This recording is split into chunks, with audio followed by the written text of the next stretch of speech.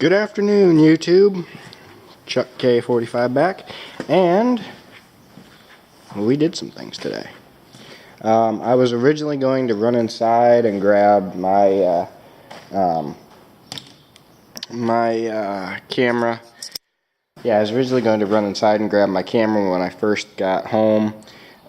Basically, I woke up this morning and my uncle texted and said, "Hey, call me, when you're up and or whatnot. I want to talk to you." So I called him and he said, "Hey, can you come over and help real quick, and we'll get the engine for that BN loaded up in the truck, bring it back and throw it on." So I went over and helped them for a bit and cleaned out the bunk feeder, and then when he got done with what he needed to do, we got the engine in the back of the truck, and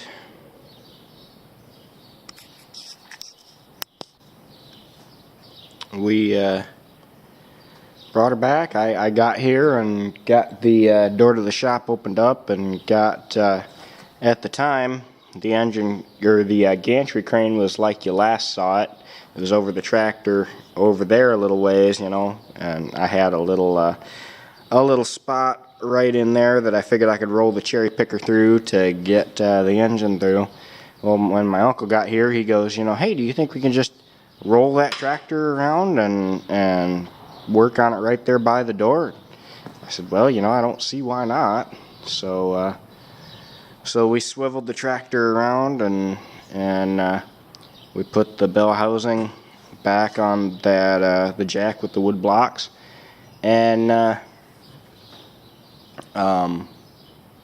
we used the gantry to unload the engine, because as fate or whatever would have it, the cherry picker did not have enough travel to get it out of the back of their pickup truck somehow. Well, it's not so much it didn't have enough travel up, it was that it wasn't far enough out. Over at the farm, we loaded it with the loader, and so when we got back here, we didn't think anything of it until we went to get it out. Realized the engine crane was much too short to reach. So then we thought, well, we'll just grab the little John Deere, and that was it might have reached, but the engine probably would have swung wildly, and so it was a pretty good thing that I had this gantry. Otherwise, we would have had to do some sketchy stuff. But yeah, I used the electric hoist for that. I kind of wish I had used the manual hoist, just because that's much more, it's easier to fine tune it, because it moves so slowly by hand, as opposed to this, which is just on and off. But, I'll remember that for next time. So we did that, and yeah, it worked out pretty good. I was originally going to leave this front bolster off and paint it separate, and I would paint the block and the rest of the tractor as one piece. I don't know how much more disassembly on that I'm going to do. And my uncle talked me into throwing it on there, because as he put it, "I'm here now, I'll help you. Then you won't be struggling by yourself." So it didn't really take much convincing.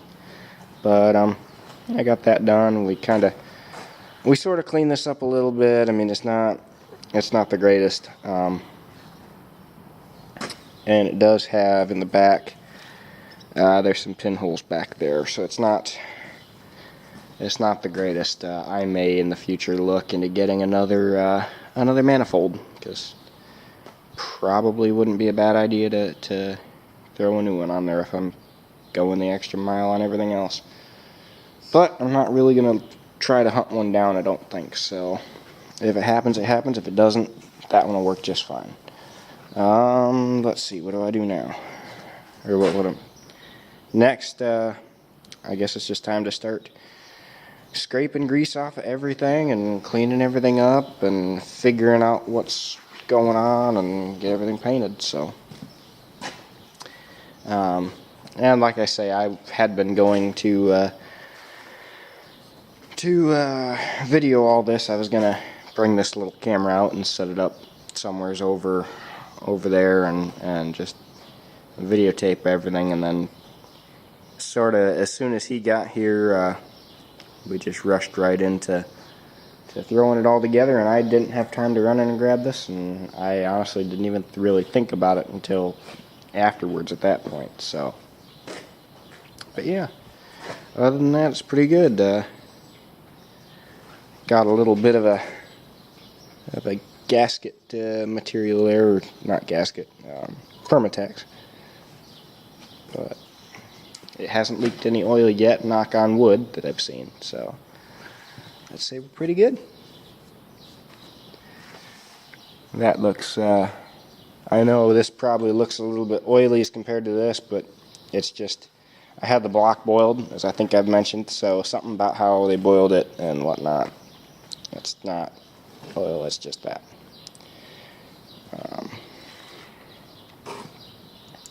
But yeah, it's coming together, guys. It really is. Hopefully next time you see it, I'm not necessarily going to bore you with all the mundane sanding and everything and whatnot,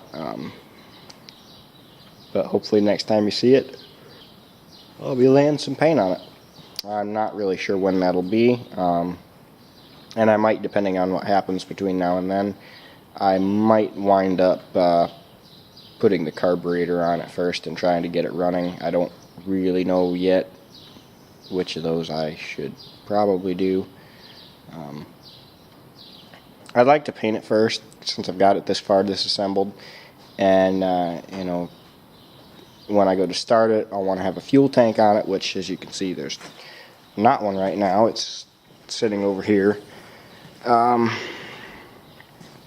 the reason for that is it was in the way of the engine when we were putting it in. So since I had kind of wanted to paint the fuel tank separate anyway, and I wanted to be able to paint in here unobstructed by said fuel tank, I figured that'd be the perfect time and excuse to get it out of the way. So let's see, after I shut the camera off and go inside and post this video, I think I just might come back out. I'll probably try to pull this battery off, since this battery's bad anyway. Pull off my couple of battery cables, maybe the starter, I don't know yet. And I'll probably just start wire brushing everything by hand.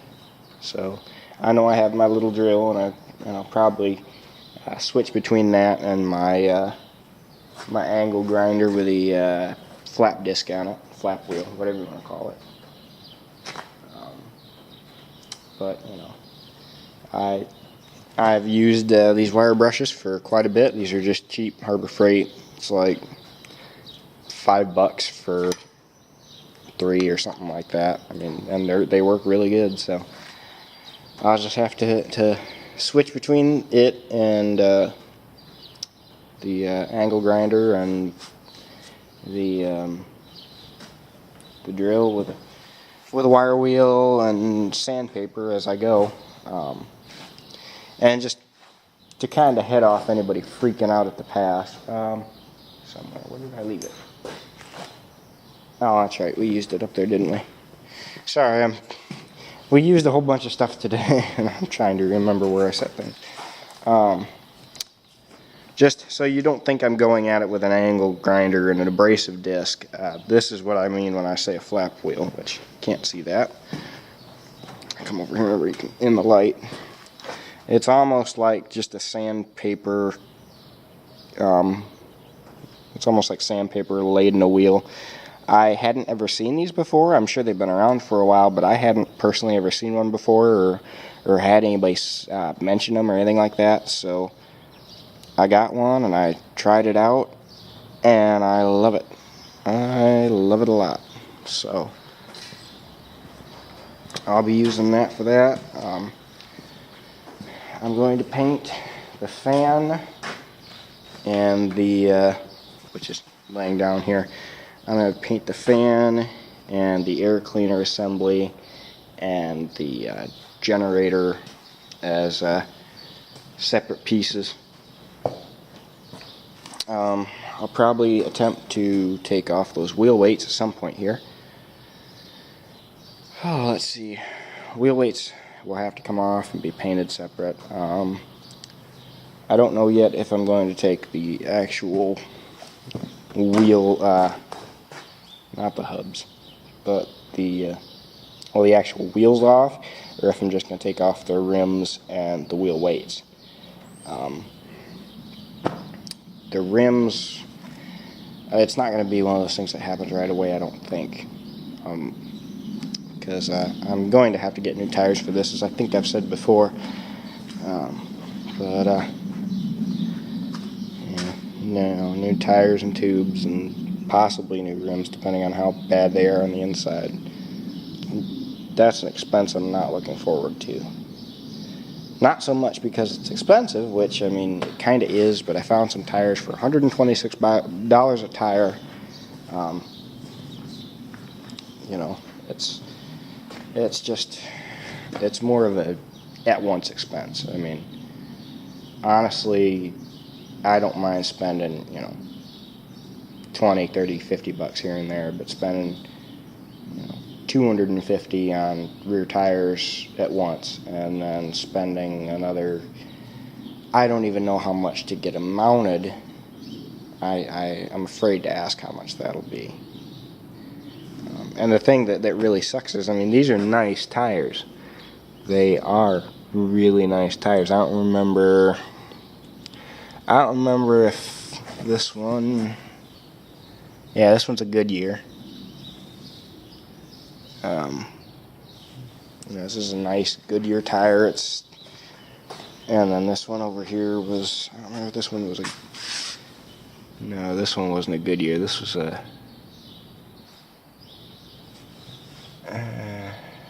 this was an Armstrong, that's right.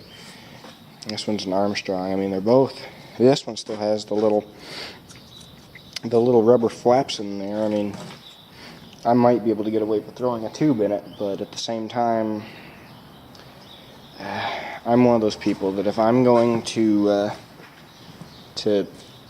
paint something all up like this, having mismatched tires on the rear is going to drive me nuts. So, you know, I mean, something like my grain drill, I can put mismatched tires on it and not blink too much. But this thing, I'm going to want to have the tires to match. So, anyway, I mean, and I can't find a Goodyear tire to match. I can't just find a Goodyear tire to match this one and throw it on, because yes, this one's technically holding. It's actually, I think, loaded. I know the other one was loaded. But this one, if you look down here, it's got a nice good sized chunk out of it. It's cracked and weather checked, and I mean, it's by no means the worst tire I've ever seen in a piece of farm equipment, but again, I'm painting it up. I'm going to want it to look nice. I'm not just going to do it halfway. So, but anyway, that's what we got going on. There was a little bit of an interesting occurrence that happened. One of the things, let me see if I can find it. Alright, YouTube, I'm back and I found it. This is a clutch throwout bearing, as you can probably tell. This, at the moment, I honestly have no idea where this came from, because I thought it came out of this tractor. See that, and I think I've mentioned this before, this tractor was torn down winter of 2016, not too long after my grandfather passed away.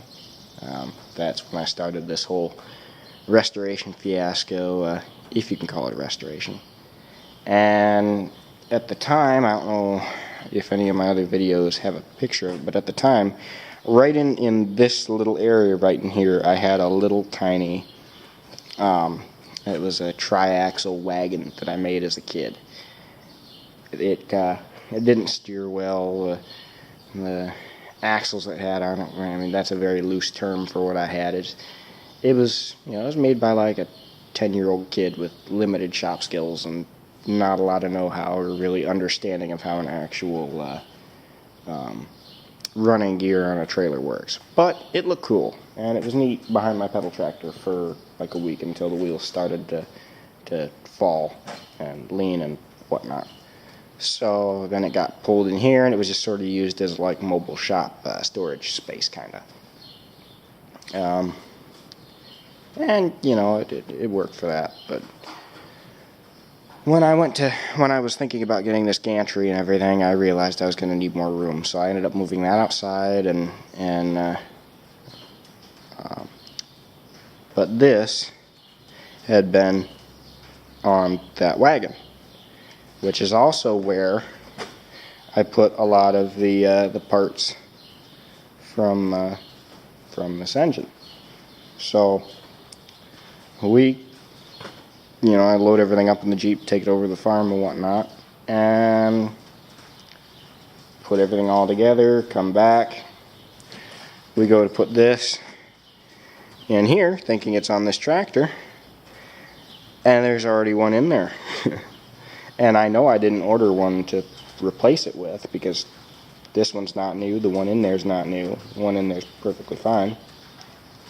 So we're kind of not sure what's going on with that, and we're looking through all the parts manuals we have and everything, trying to figure out maybe this went in between the end of the crankshaft and the flywheel, or not the flywheel, the end of the crankshaft and the clutch plate or something somehow, and that didn't seem like it'd be how it all went, and I couldn't remember, and none of the books we were looking at showed it that way or anything like that. So finally Uncle Heath was like, well, we'll just throw it together, and if we push down the clutch and nothing happens, we'll have to pull it back apart.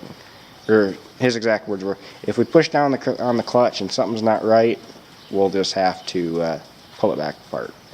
So after we got her all together, he turned the engine while I pushed in on the clutch, and sure enough, it acted like it should. So we were relieved on that. But it's coming. We're getting there. I can't quite say I'm in the home stretch. I'll say that after I've got all this painted and I'm painting the rims or whatnot, and then I'll just have to figure out the sheet metal. That's what I got going on.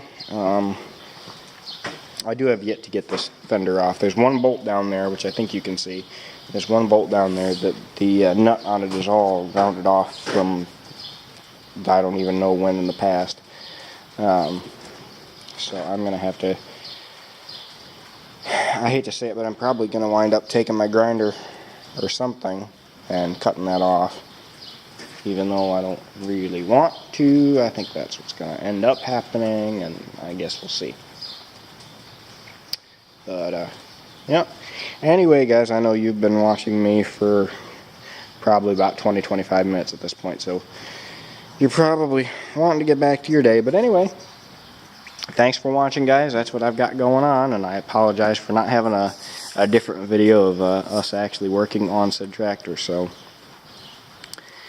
please, if you would, please like, comment, and subscribe. It'd be greatly appreciated, and I promise there'll be more videos coming much sooner than they have in the past. So anyway, guys, thanks again.